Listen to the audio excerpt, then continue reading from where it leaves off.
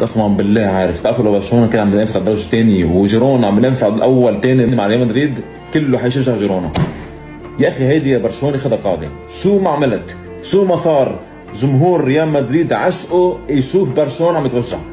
ما تقول لي والله كان مع برشلونه، لا مش من قلبه، هيدي خدها قاعده، مش من قلبه ولا حتى من هون لاخر عمر حيشجع برشلونه المدريدي باي مباراه. بلاقلوه في التعليقات، شوف هيدا لك هيدا تعرف شوف هالقلة الأدب من هيدا الرجل تجاه برشلونة بعد المباراة. شوف